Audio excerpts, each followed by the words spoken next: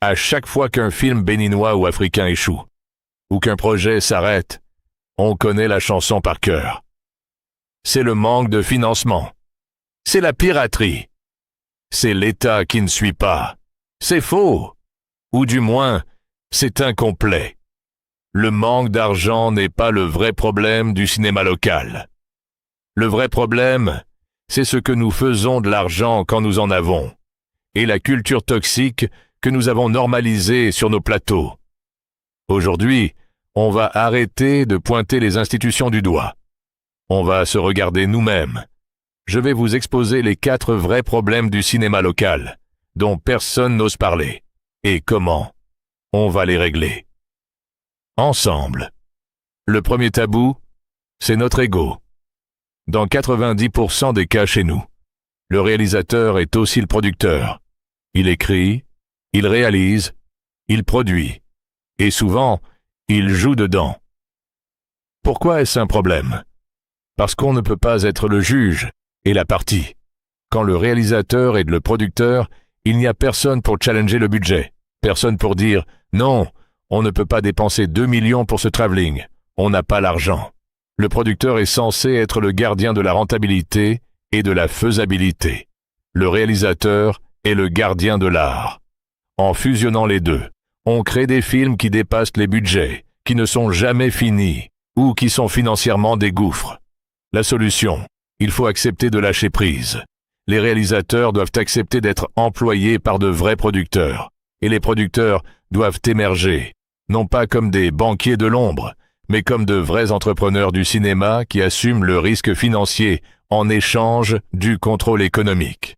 Deuxième problème, et c'est le plus douloureux, nous avons oublié notre public. Soyons honnêtes, une grande partie de notre cinéma d'auteur est fabriqué pour plaire aux sélectionneurs de festivals européens. On fait des films lents, sur la misère, sur des traumatismes historiques, avec très peu de dialogue. C'est très bien. C'est de l'art. Et ça gagne des prix, à Cannes ou à Ouaga. Mais pendant ce temps, le jeune béninois de 20 ans, lui, il veut quoi? Il veut du thriller, de la comédie, du suspense, des histoires qui parlent de sa réalité urbaine, de ses galères, de ses amours. À force de vouloir faire du cinéma de festival, on a créé un fossé immense entre nos films et notre propre population. On fabrique des œuvres pour des étrangers et on s'étonne que le local ne veuille pas payer pour aller les voir. La solution? Il faut réconcilier l'exigence artistique et le divertissement populaire. Nollywood l'a compris. On peut faire des films de genre, horreur, comédie, action, avec une qualité technique irréprochable. Il faut oser faire des films pour nous, pour nos salles, pour nos écrans. Troisième tabou, notre rapport à la technique. Grâce à la démocratisation des caméras, l'image de nos films s'est améliorée. On tourne en 4K. On a de beaux étalonnages.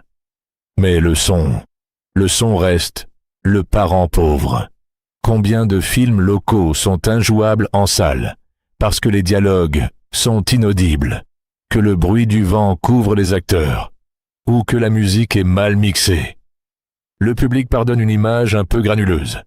Il ne pardonne jamais un mauvais son. Le son, c'est 50% de l'émotion.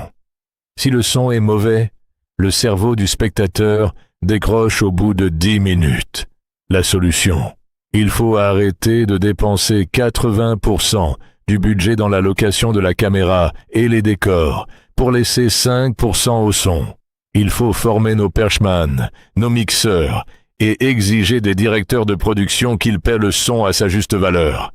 Un bon son, c'est la base de la professionnalisation. Enfin, le dernier tabou, celui qui touche à notre culture, le copinage. Chez nous, on aime dire « on tourne en famille ». C'est mignon.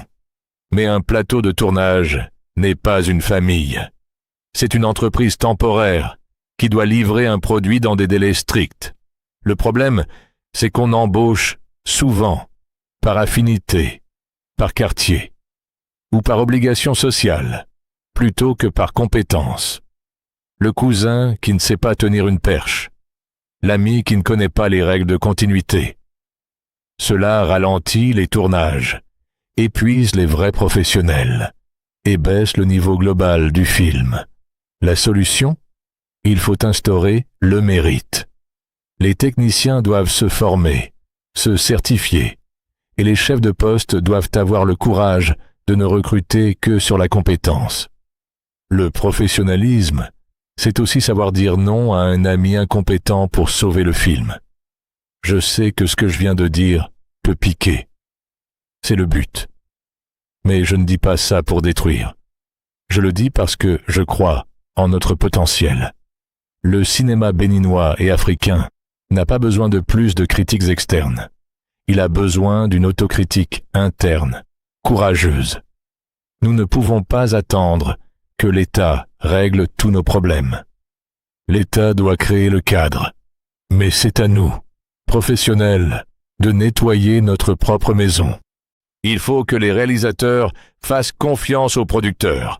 Il faut que les producteurs respectent les techniciens. Il faut que nous tous, nous respections le public en lui offrant le meilleur de nous-mêmes. Le vrai problème du cinéma local, ce n'est pas le manque d'argent. C'est le manque de rigueur, de séparation des pouvoirs et de respect pour notre propre public. Si nous réglons ces 4 problèmes, la séparation réalisateur/producteur, le retour au public local, l'excellence du son et la fin du copinage, je vous garantis une chose. Dans 5 ans, le cinéma béninois ne demandera plus l'aumône aux bailleurs de fonds. Ce seront les bailleurs qui nous supplieront d'investir chez nous. Le changement ne viendra pas de demain. Il commence sur le prochain plateau que vous montrez. Soyons professionnels, soyons unis, et faisons des films qui nous ressemblent.